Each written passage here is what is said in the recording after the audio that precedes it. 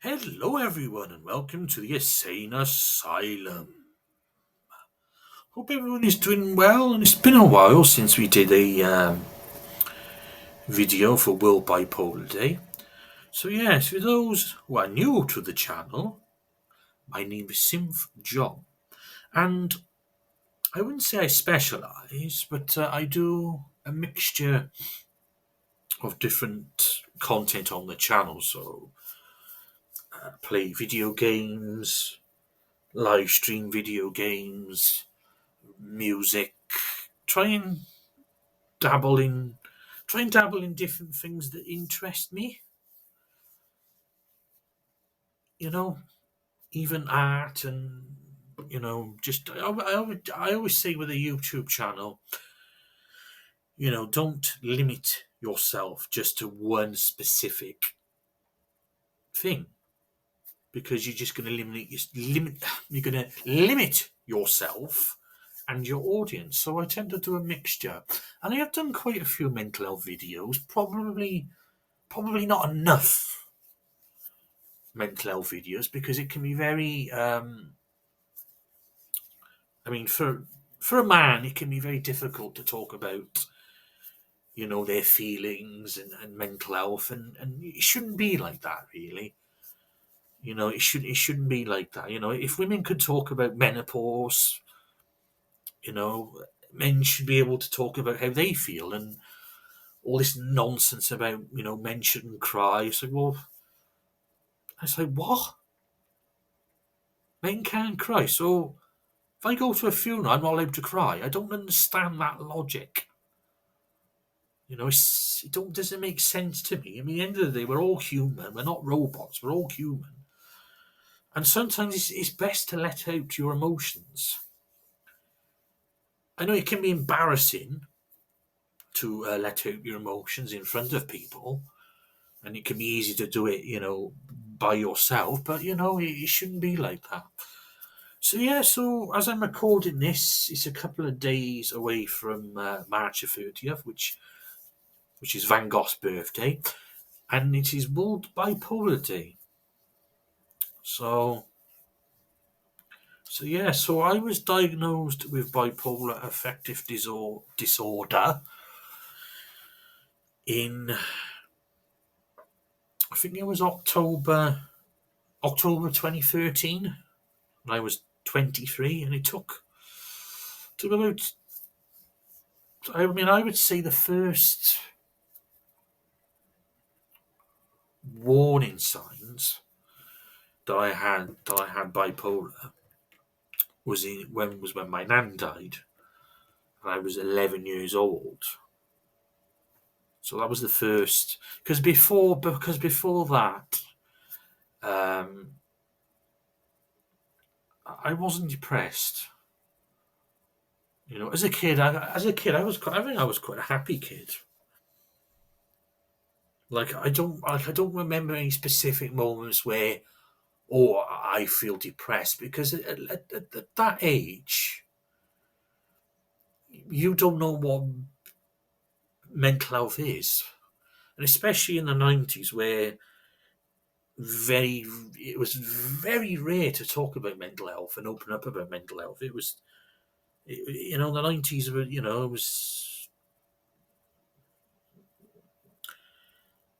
it was like back then, it was like it didn't really exist.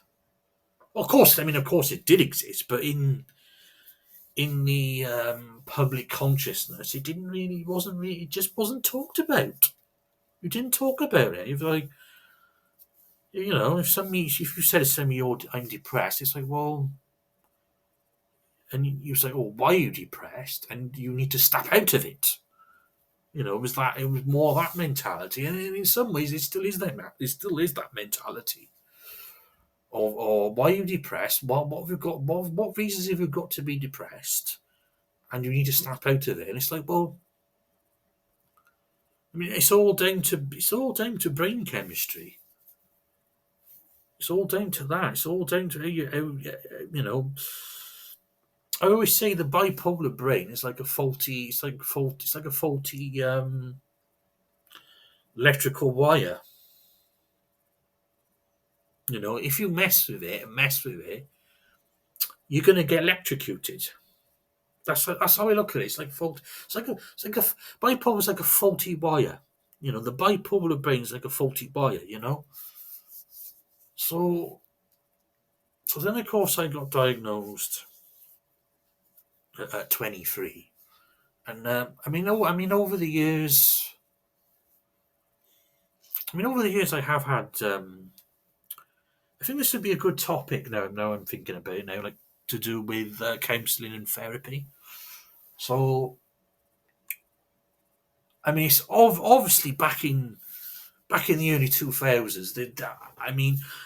I never did ask or told any teachers how I was feeling about my nan's death, but I can imagine if I'd asked a teacher that I trusted to say to him, "Oh, I'm depressed," that there would have been a counsellor. Because I don't think there was. I don't think there was. I don't think there was any counsellor. I don't know about now in school. I would like to think. In modern schools there is somebody that you can talk to about your mental health, because there should be. Because there's going to be, as the years go by, there's going to be more and more people getting diagnosed with a mental health condition. So I think it's very important, particularly in schools, even at a young age at 4, that there should be something in place where if there's a mental health a mental health issue that's debilitating to the kid, that they can see something about it. That I think that's very important. So when my nan died, I didn't ask to see somebody, but I cannot imagine back in the early 2000s that there was anybody I could see. Because I sometimes think I wish I'd seen somebody like a child counsellor at that age, because because that really my nan dying, my dad's mother, it really started the very depressed, the very depressive symptoms. It really did, and as the years went by, it just got worse and worse and worse and worse, because you get into college. Because I got chucked out of I got chucked out of the first college I went to. I got chucked out. Because just constantly clashing with certain lecturers, and they were just snakes.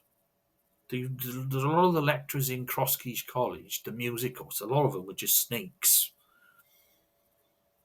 It was too cliquey. We were too cliquey, and you pick up on it, and I don't like that. See, I don't like that cliquey mentality. I don't like it. I just don't like it. Everyone should get on.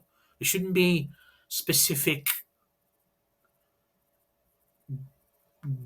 It's like a gang mentality. They shouldn't. At the end of the day, we're all students. We should all be together, and the teachers. There shouldn't be division. It was just a lot of. There was a lot of things about that music course in Crosskeys that was just. It was just bad. It was just a lot of the lecturers. They just couldn't teach. They couldn't teach. They couldn't teach you anything. It was just absolutely crap. And I don't think anyone I knew passed the music course either, because it was just such a mess. There were 2 lecturers there that were really good, and they just unfortunately got overshadowed by the shit. Because it was Neil Martin was good. He was neutral. Like, he didn't follow any clique. And then you had Greg, who was just... Initially, I took a dislike to him.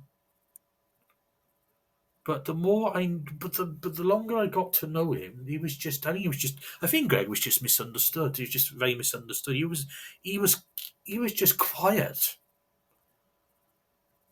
He was just quiet, and I just think he just went with the flow. Whereas the other ones, they would just laugh behind his back. And I remember when I witnessed it as well. I was waiting for I can't remember what lesson it was, but Greg walked past, and you had Geraint and Tony Wilson campered and Freddie Mercury in a Santa Claus costume, and they were just you could just look at him and snickering as he walked past, and I think there's no need for that. Really, no need to that. And my moves were getting so bad there, so bad. But I can't remember my first manic episode. I just can't remember. Can't really remember. But the first time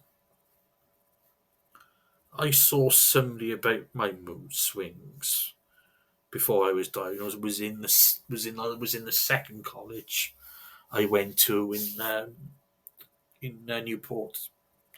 Used to be called Nash College. It's called City Newport campus now, I think. But yeah, because the history teacher that I had, Kathy, because she used to be a nurse. I don't know if she used to be a psychiatric nurse but she knew a lot about mental health, and she could see that my moods were like up and down all the time. And she put me in contact with a youth worker.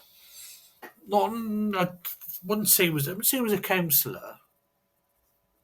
Like, I don't think she was a specialist in a specialist sort of therapist. I think she was just like a youth worker, because I was like 18 at the time, and I opened up and talked about issues, and talked about my nan passing away. And it was the first time actually talked to somebody about it, because I kept that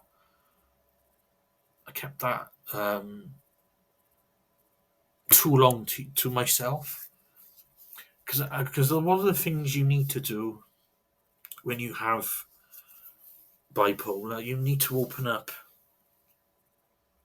You mustn't let. It's not good to bottle up your emotions, and it's not good to bottle up how you're feeling. Because trust me, I did that for years, and all it makes you, and it just makes you really resentful and angry at the world. It really does. And so that was the first time I opened up about my nan passing, and she said, "Well, it sounds like you've got depression. You've definitely got something." I think I had two. I remember seeing two youth workers as well. It was a woman. I don't know why I stopped seeing her. I don't know. I don't know what the reason was, but I ended up having a man. And the first good advice that he gave me was, focus on the positives instead of the negatives all the time, because it can be very easy. It can be very easy with what I got to focus on the negatives. Even if everything's going great, you just think, in your head you're thinking, this week's going too well for me. It's like there's bound to be some little trigger that will anger me, and then it spoils the week. And it's like that's the way we think. And it takes a while to get over things. That's the problem. You tend to focus on the negatives, and he always said to me, saying, "Listen, when something's going well, focus on that. Focus on the positives. And he was right there. He was absolutely right. Can't remember his name though, but I remember having him. I think it was the last. I think it was the last year of college. Yeah, it was the last. Might have been the last 6 months because the history teacher got managed to get that youth worker for me because it was going to be a situation where I was going to get kicked out of that college as well because the one English teacher I just could not stand. I used to call her the poison dwarf. I could not stand her. Couldn't stand her. Like, and there was a lot of reasons, but the biggest one for me was constructive criticism. Now, if somebody doesn't like what I do, whether it's music or whatever, and they give me constructive criticism, I'm like, that's fine. But as an English teacher, you need to be professional. Because I just didn't just do it to me. She did it to a lot of the class. She go, "Oh, that's crap. This story is crap." I'm like, "Can you tell me why? Can you tell me why?" And she wouldn't give you like a good constructive, she wouldn't give you any constructive criticism. She was very, very narrow-minded. She had this, what she liked mattered the most. So she hated horror, so anything horror related, and I like horror, I love horror. So anything horror related, it was like, oh, I don't like that, that's crap. She hated Stephen King, despised him. She's like, oh, I don't like Stephen King, that's not writing. And I'm thinking, well, the book we were studying, which was a Raymond Carver short story book, was fucking shit. And she treated it like the Christians with the Bible. She was like, it was the fucking gospel. Raymond Carver was the fucking gospel. Do you know what I mean? It was like cunt in every sentence in the book. Cunt this, cunt that. I'm thinking, it's like, why? It's like you using that word over and over again just lessens the impact. And it was just crap. No, I'm saying it. Like the English teacher. Well, it was crap. And everyone moaned. Everyone moaned. So why are we doing this book? Because I said this, I go, oh, what are you saying that for? I'm like, well, everyone else is saying it. So I ended up clashing with it. And the one thing, there was a few things that bothered me, like, because I had a book on Guy Newman. It's like, oh, why would you read a book on a one-hit wonder? And it's like, well, he might be a one-hit wonder in America, but over here, he had a few top 10 hits. He had three number one albums. He had replicas. He had Pleasure Principle, Telecon, and he had at least 6 top 10 hits. So that's not a one-hit wonder. It's just like, why would you read a book on a one-hit wonder? It's like, huh? And the other one that really bothered me, it's like, oh, I like the film Blade Runner, but I don't know who Philip K. Dick is. And it's like, really? As an English teacher, you haven't read Do Androids Dream Electric Sheep? I said. She went, no. I went. And then she had the fucking cheek to say, I need to read more. I'm like, so I clashed with her. So then I had to drop English because there was an incident where I just called it, in the end, I called her a shit teacher. So she ran to the college director to complain, and Kathy, the history teacher, stepped in, and then she got me that youth worker. Then, thank God, because she could see the signs that my moods were up and down, and that's when it started to get really bad. The moods was in college, definitely, and then after I finished college, I started doing voluntary work, and I used to do the Salvation Army. which I enjoyed for a while. I really enjoyed, and then I had counselling in was Park Square. The only bloody good thing Dr. Grant ever did for me was to go there, and I had that for a couple of sessions. I was in 2012. I was quite good, to get a lot of things off my chest at that time. Because where I was living, it was a fucking toilet. It was just fucking bed sit. Oh, God, it was a fucking nightmare. So I was the fucking most sane one in there. So I was the fucking most sane one. He got fucking as a fat fucking drunk, washing his Peter Griffin pajamas in the fucking bath. Yeah, I really want to have a bath in that fucking bath now.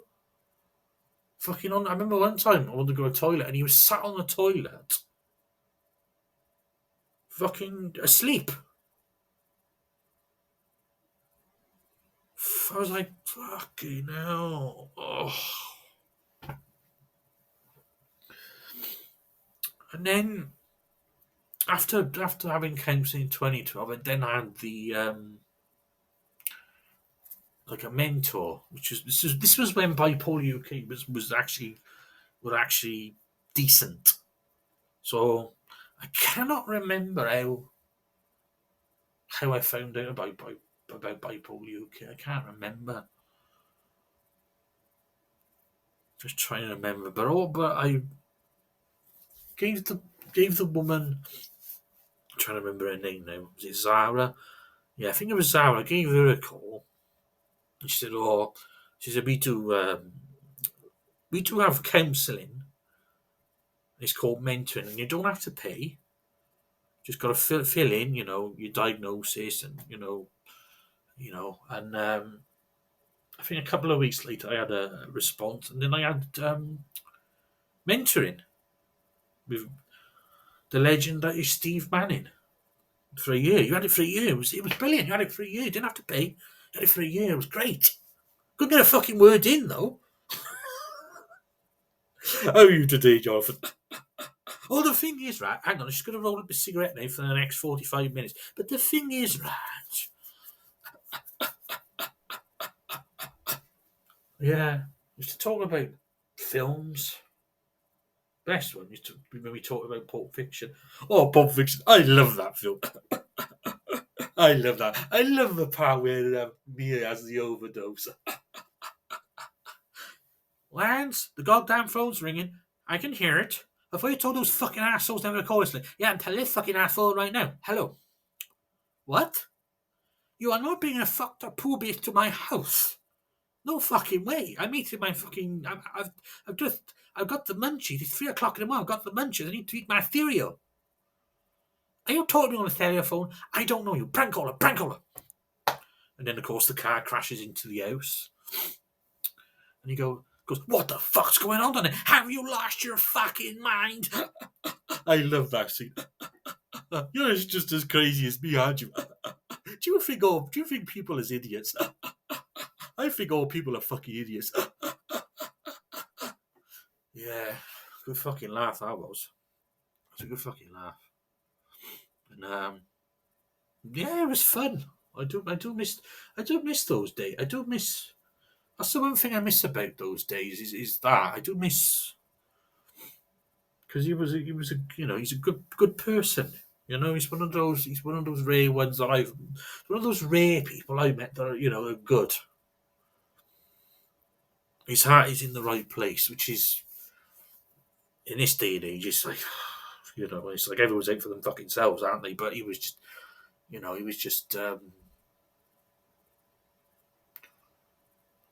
very easy to open up to, because it can be very difficult. It can be very difficult to open up to counsellors, and well, I find it hard. Now, for me personally, I always find it harder to open up to doctors and psychiatrists, Because from my experience, I haven't had. They don't seem to have your best interest at heart. Like they'll have you, they'll drug you up, they'll put you on five different meds that you can't fucking five different fucking meds you can't fucking the names of them you can't fucking pronounce, like Waterbean or Crackerbean or Zachanaukenin or Necatonin. It's like what all and you don't know the effects. You don't know the effects. Because I'm on 400 milligrams of quetiapine, which is an atypical antipsychotic. Not only used in schizophrenia, but it's used in treating symptoms of bipolar as well. So, opening up to a counsellor is a lot easier than a doctor or a psychiatrist because I don't find they have your best interest at heart. From my experience, counsellors have been more helpful, a lot more helpful. Because I remember there was a situation where when I used to see a psychiatrist in Gold Tops, and I wanted to change a psychiatrist, and Steve Manning saw me stressed out and under stress. He said, "Well, the normal thing is that I don't normally get involved, but Jonathan was under so much stress. We had to intervene." And the psychiatrist said, "Well, I'm the head psychiatrist. I'm the head psychiatrist. You can't change your psychiatrist. You can only see me, and that is it." So, and I seen him one more time after that, and it was just an absolute bully. He tried hard to bully off. I'm not having it. I said, I'm not having it. I'm not having this. I'm not having this. You trying to bully me? I'm not having it.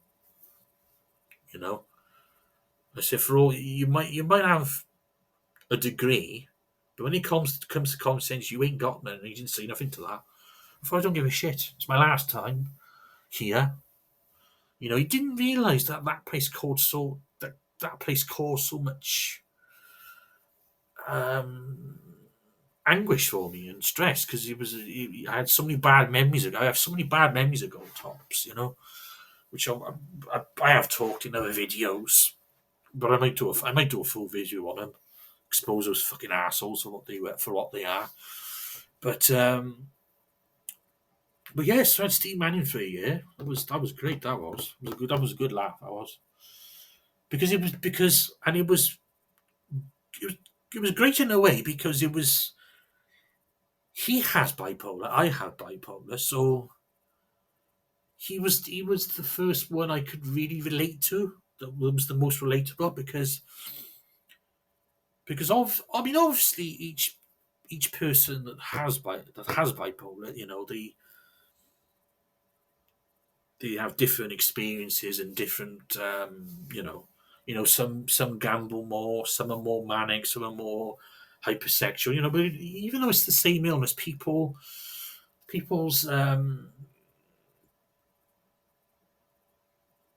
people's needs are different. You know what I mean? So, but I could still relate to him though. Still, he was the most relatable. So yeah, I had that for a year from 2014 to 2015. Then I had to have counselling in 2017 because my other nan had passed away by then. She passed away in 2016, and that year was absolute. That was a tough year. Having to go through, going to funerals and having to go for bloody PIP assessments, which was a fucking nightmare. But it was just too much. Couldn't cope with it. It was too much. Yeah, I couldn't cope with it. So I went with Mind then, because Mind have counselling as well. The Mind for those who don't know, Mind is a mental health charity. They don't really deal with housing. So they only deal with housing if you're actually homeless. But they do like different classes. They do art, music, um, yeah, they all do all types of groups, and you obviously, you're meeting people that have the same, they have mental health issues like yourself, so it's easy to relate to them. So, but yeah, they do counselling, and I had in 2017 I had a counsellor from Mind, South Korean he was. I can never remember his name, but he was all right. He was all right. I think sometimes I used to confuse it when I would jump from one subject to another.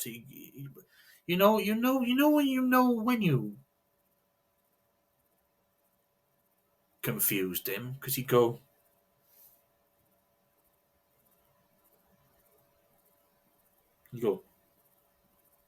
I'm confused, and you knew when you had, when you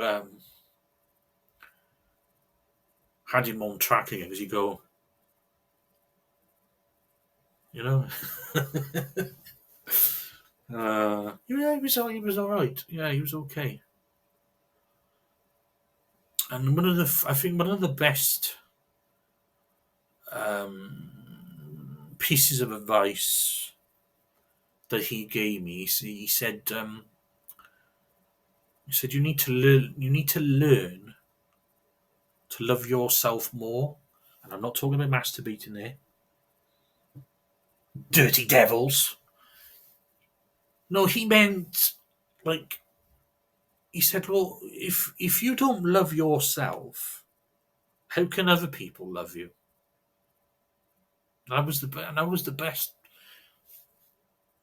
one of the best pieces of advice anyone's given me, because if you don't love yourself, nobody else is going to love you, will they? And it can be very difficult.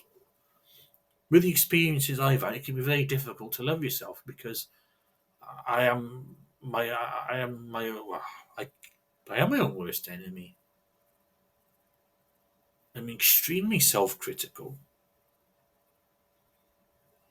Even if I do something right, it's like, nah, I could have done that better. You always think, well, I could have done. It's like me and my art.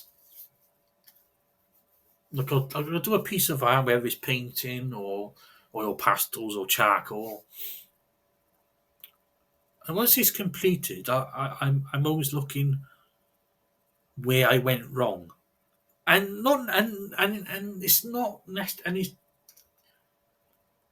there's probably nothing wrong with it necessarily, but it's like you just think, well, I could have done that better, or that piece there just doesn't look right, or I could have maybe I rushed that part, but even when you do even when you've done something great, you think, oh, I could have done that better, or I could have done that a lot better.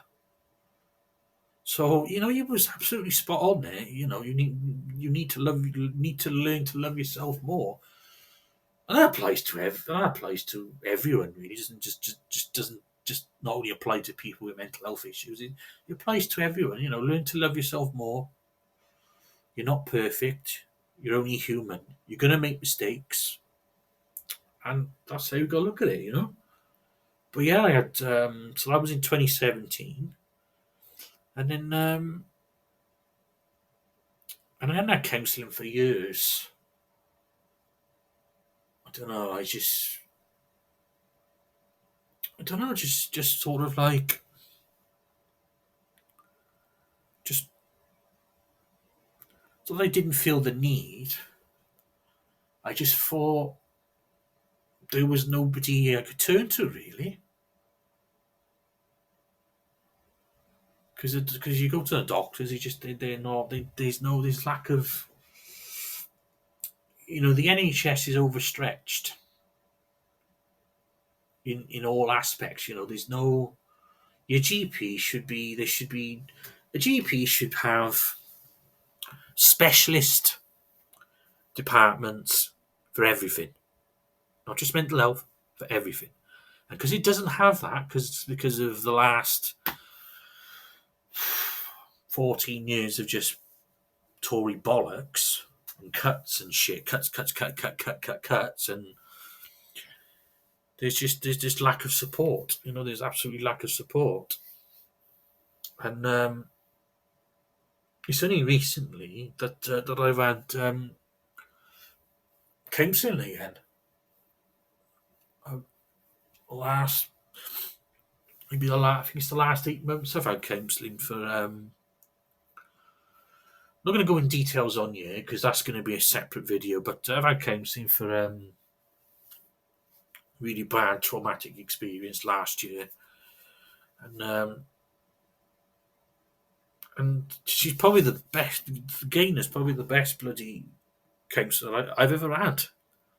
She's a physiotherapist as well, so and she what I like about Gayna is she's very good at putting things into perspective, and she just genuinely wants to fucking help you. Whereas a psychiatrist, all they're interested in is drugging you up and just not bettering yourself. Just because you're mentally ill doesn't mean you can't better yourself. You shouldn't be ridiculous. There shouldn't be a stigma of, oh, I've gone on the train. Oh, if you go on the train, that means you're better. No, it doesn't. Just because I've been on the train fucking twice a fucking month doesn't mean I'm better. It just means you want to better yourself. You want to go out and and I like to go out. I like to be active, and take pictures and look at the wildlife and and walk on canals and shit. Just because I'm going on a train doesn't mean I'm cured. And that's the perspective you get from very ignorant people. Just like with the psychiatrist, like he didn't want you to better yourself. He'd be quick enough in putting you on courses run by his colleagues, which in the end I went to a couple and I just thought, nah, this ain't for me. It's too rigid. It's too structured. It's too rigid. Now I don't mind structure now and again, but it was just overly structured and I'm surprised he didn't. I suppose he didn't ask us to put fucking name tags on and just fucking all. Right. Oh, we got a new victim here today. Oh, stand in the circle. What is your name? It was like that sort of shit, and it was like, oh, it wasn't chilled, and it gave you certain tasks that you had to do, and it's like, why am I doing this? It's like, why am I doing this? It was like, no. But I mean, the counsel I got now is just brilliant, and she generally wants you to better yourself. So it's been a while since I've done art. It's been a while since I did art classes. So I'm doing art classes again. I just gotta better myself as best you can. All we can do is make the best version of yourself. Now, I think life, our lives are predetermined before we're born. A lot of us, we weren't born in a club. There is a club out there, and we're not part of it. I'm looking at you, politicians, and the establishment. But all we can do, we can't control our lives fully. I've tried. In my head, I'm like, but you can't do it. You can't fully control your life because you don't know what's going to happen. You don't know what's going to happen tomorrow. Life's a roller coaster, and you've got to hold on very, very tight. And there's going to be a few bumps. That's how I look at it. All you can do is make the best version of yourself. So whatever you want to, whether your thing is painting or whatever, or whatever your thing is, just do it. Just do it. But yeah, I think I've waffled on enough. So yeah, happy World Bipolar Day. Yeah, and just look after each other. So all you can do, just look after each other as best as you can. Thanks for watching, and I will see you in the next video.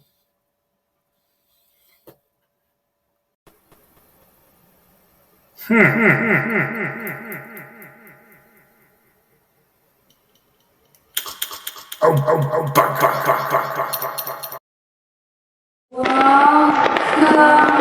to the insane